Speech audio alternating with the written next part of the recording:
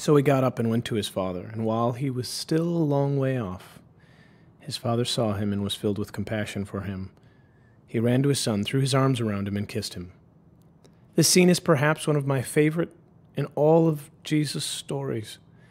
It begins with this line, "But while he was still a long way off." What does this tell us about the Father? What does it tell us about God? He never stops waiting. He sits on the porch. It's a sunny day.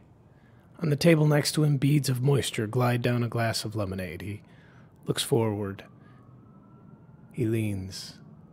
There is a man, emaciated, wearing nothing but tattered pants, stumbling up the path to the front gate. But there's something about his posture, something about the way he walks. The father leaps from his chair, knocking over the table, his glass full of lemonade falling and spilling out over the porch. He skips a step, jumping down to the sidewalk in a full sprint toward the front gate. His heart burns, his throat burdened by a rising lump. His eyes start to sting from the tears fighting their way to the surface. The father throws open the gate and hugs his son so hard and so fast he almost knocks the wind out of him. He lifts his son from the ground and buries his head in his shoulder.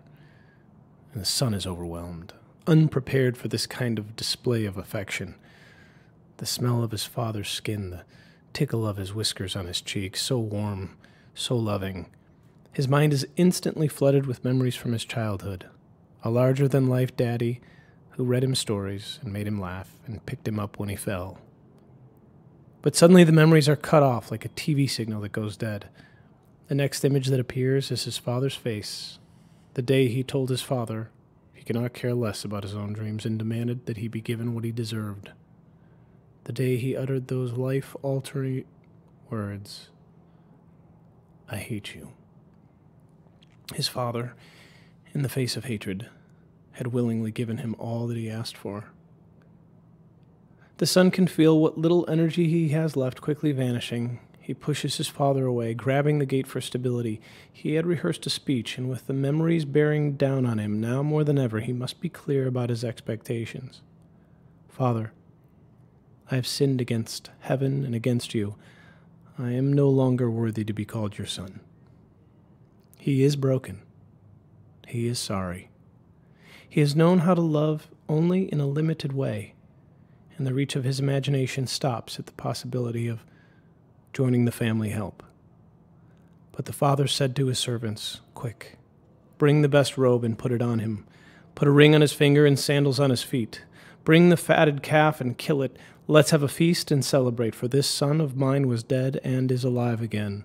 He was lost and is found." And so they began to celebrate. His father seems to not even hear the rehearsed speech.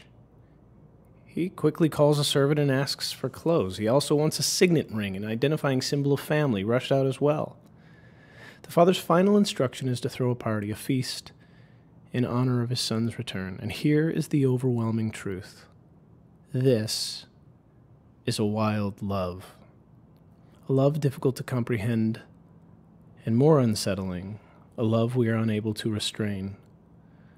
The flesh, that broken part of our humanity, longs to be in command, longs to be able to identify finite lines of understanding so that we can master that understanding and feel safe and be in control.